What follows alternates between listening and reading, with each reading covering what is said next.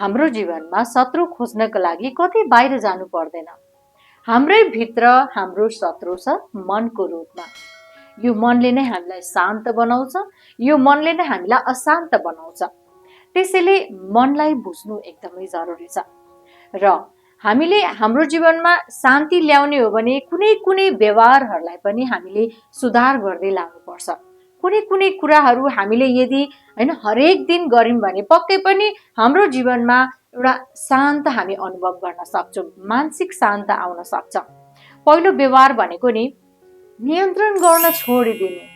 आज हामी हरेक चिजलाई नियन्त्रण गर्न खोज्छौं।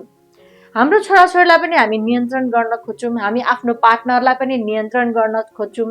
जहाँ हाम्रो शक्ति छ त्यहाँ हामी नियन्त्रण गर्न खोज्छौं।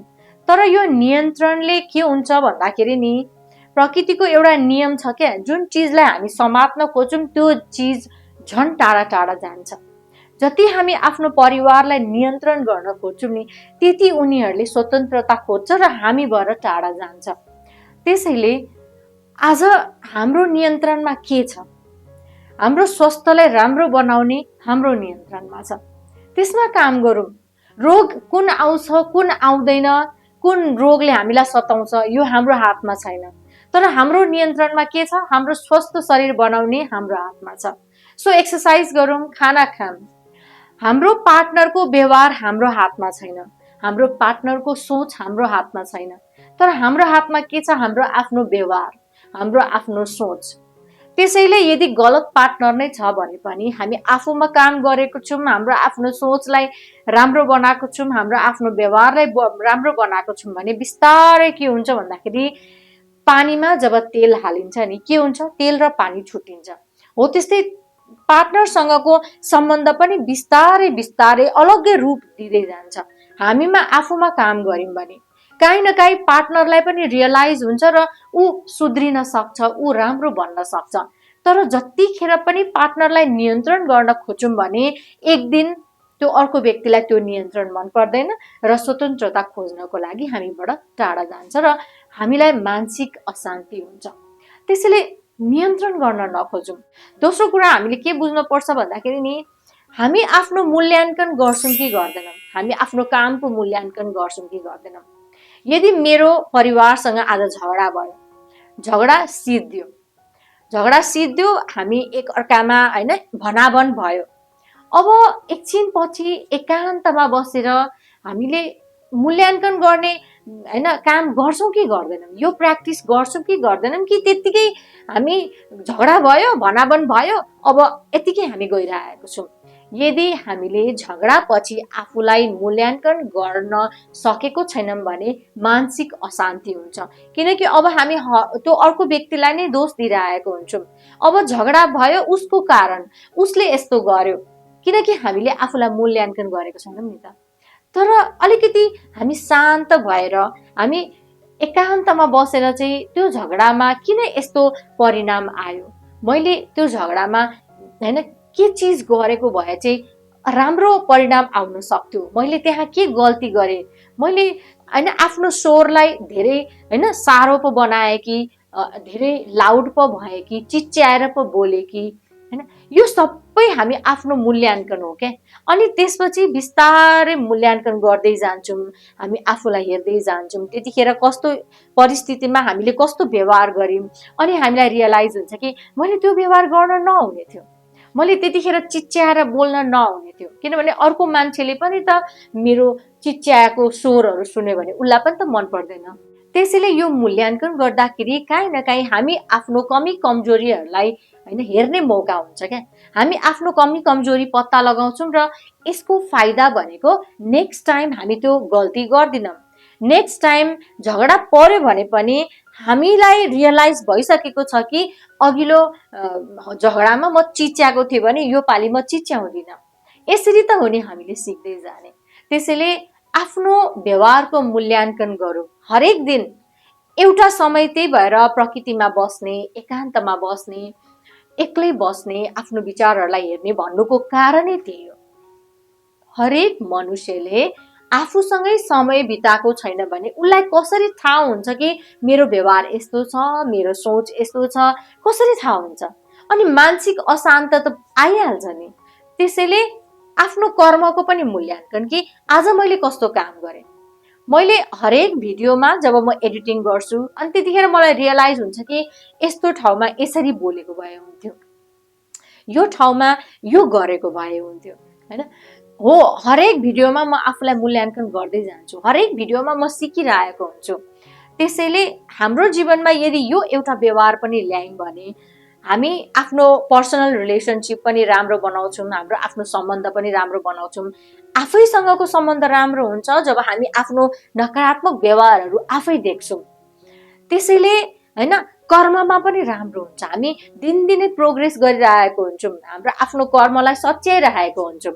त्यसैले यो एउटा व्यवहारले हामी आफ्नो जीवनमा मानसिक शान्ति ल्याउन सक्छौँ। यदि हामी बारम्बार नकारात्मक सोचमा अड्किरहेको छौँ, बारम्बार हामी पास्टको कुराहरू ल्याएर हैन एकदम अशान्त छौँ भने हामी के गर्न सक्छौँ भन्दाखेरि नि हामीले तुरुन्तै त्यो परिस्थिति, त्यो नकारात्मक सोचबाट हाम्रो आफ्नो मनलाई अलग्गै कुरामा हैन हटाएर लानुपर्छ।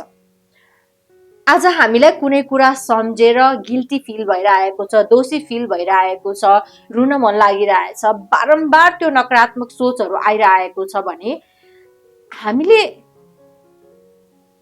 तुरुन्त एउटा सकारात्मक काम क्या, जस्तै म चाहिँ के गर्छु भन्दाखेरि चाहिँ आज म एकदमै छटपट छु हैन।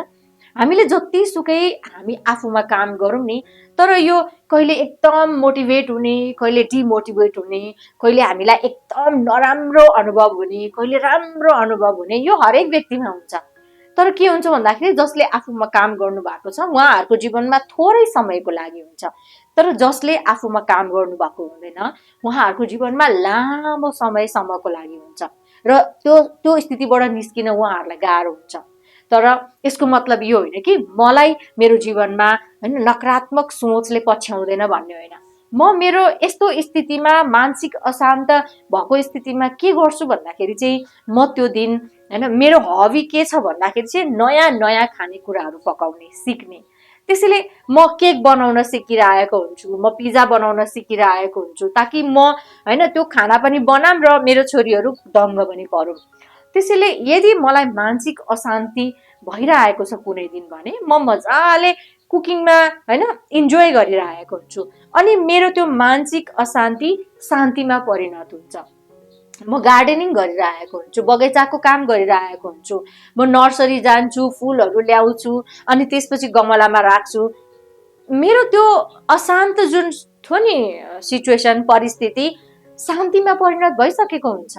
त्यसैले यदि यस्तो स्थिति छ जहाँ हामी अशान्त अनुभव गरिरहेको छौँ भने तुरुन्त आफ्नो हबीमा काम गर्ने कि आफूलाई के गर्नु मन लाग्छ हैन, म्युजिक बजाउनु मन लाग्छ, बगैँचाको काम गर्नु मन लाग्छ, खाना बनाउनु मन लाग्छ, जे गरे पनि आफूलाई मनपर्ने काममा हामी लाग्यौँ भने नि मानसिक अशान्ति शान्तिमा परिणत हुन्छ। अर्को हामीले के गर्नुपर्छ भन्दाखेरि नि हामीले सानो सानो सफलतामा आफूलाई पुरस्कृत गर्नु जरुरी छ। जस्तै हामी सबैजनाले हैन के सोच्छौँ भन्दाखेरि ठुलो सपना पूरा भयो भने मात्रै खुसी हुने। तर ठुलो सपनाहरू त कहिलेकाहीँ आउँछ नि त, सधैँ हाम्रो जीवनमा ठुलो सपनाहरू आउँदैन नि। तर खुसी त हामीले सधैँ हुनुपर्ने हो नि त। अब कहिले म गाडी किन्छु अनि मात्रै म खुसी हुन्छु, त्यो गाडी नकिनुन्जेलसम्म म दुखी भएर बसिराख्छु।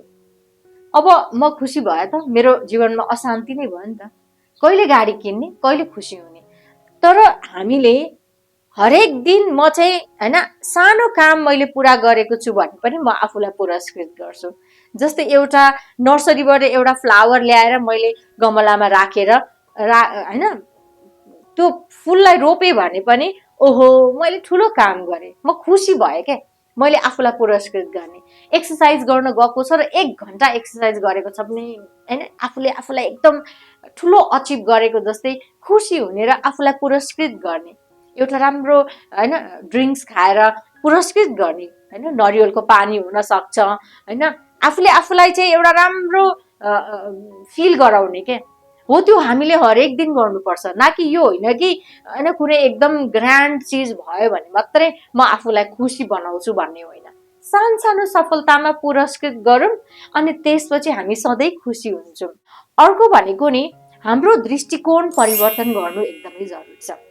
आज हामी किन मानसिक अशान्ति ल्याइरहेको छौँ आफ्नो जीवनमा, किन हामी एकदमै बेचैन भइरहेको छौँ होइन, हामीलाई छटपट किन भइरहेको छ भन्दा कुनै पनि परिस्थिति भयो भने हामी आफ्नो मात्रै दृष्टिकोणले हेर्छौँ, तर हामीले त्यो अर्को व्यक्तिको दृष्टिकोणले पनि हेर्ने प्रयास गर्यौं भने हाम्रो समस्याको समाधान ती हुन्छ।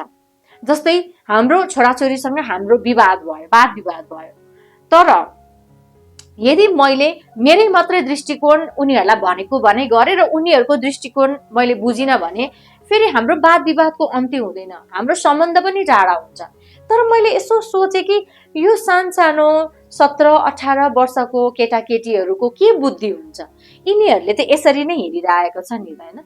यिनीहरूको जीवनमा मोबाइल, यिनीहरूको जीवनमा ट्याब्लेट, कम्प्युटर यो बच्चैदेखिको थियो भने अब हामीले यिनीहरूलाई यस्तो कुरामा गाली गरेर हुन्छ त? हुँदैन नि। उनीहरूको हैन हेर्ने दृष्टिकोण, उनीहरूको वातावरण कस्तो वातावरणमा हुर्क्यो त्यो हिसाबले उनीहरूले सोचिरहेको छन् भनेर हामीले बुझ्यौं र उनीहरूलाई सम्झायौं कि यसको युज पनि थोरै गर्नुपर्छ, यसको नकारात्मक कुराहरू उनीहरूलाई देखाइदियौं भने उनीहरूले पनि बुझ्छ। त्यसैले दृष्टिकोणमा परिवर्तन ल्याउनु चाहिँ मानसिक शान्तिको कारण हो। आज हामी एककोरो मैले भनेको सही हो, एककोरो मेरो दृष्टिकोण सही हो हैन, यसरी हामीले गयौं भने फेरि हामी कहिले पनि मानसिक शान्ति ल्याउन सक्दैनौँ, हामी अशान्त नै हुन्छौँ। अर्को भनेको नि हामीले हाम्रो जीवनमा हरेक गल्तीबाट यदि सिक्दैनौँ भने त्यो गल्ती हाम्रो जीवनमा बारम्बार आइराख्छ। प्रकृतिको नियमै त्यही छ कि हामीले हाम्रो जीवनमा भएको घटना परिस्थितिबाट यदि सिक्दैनौँ भने बारम्बार त्यो परिस्थिति रूप परिवर्तन गरेर हाम्रो जीवनमा आउँछ अनि मानसिक अशान्ति हुन्छ। तर हामीले एक दुई चोटि त्यो गल्तीहरू गरेको छौँ, त्यो परिस्थितिहरूबाट हामीले सिकेको छौँ पाठ र हाम्रो व्यवहारलाई परिवर्तन गरेको छौँ भने फेरि त्यस्तो घटनाहरू हैन हाम्रो जीवनमा आउँदैन। नयाँ नयाँ त गल्ती गर्छौँ तर पुरानो गल्तीबाट पाठ सिक्दै गयौं भने हाम्रो जीवनमा मानसिक शान्ति हुन्छ। त्यसैले आज सबैभन्दा ठुलो कुरा के हो? शान्ति। आज यति धेरै कमाउने मान्छेहरूले पनि इच्छा सोध्यो भने के हुन्छ भन्दा पहाडको टुप्पोमा घर बनाएर एकान्तमा बसौं, आनन्दले बसौं भन्ने इच्छा हुन्छ। भनेपछि हामी सबैजनालाई शान्ति चाहिन्छ। तर यो शान्ति हाम्रै व्यवहारमा छ, यो शान्ति हाम्रै समाजमा छ भने किन हामीले प्रयास नगर्ने? हजुरहरूलाई धेरै धेरै धन्यवाद मेरो भिडियो हेर्नु भएकोमा। धन्यवाद।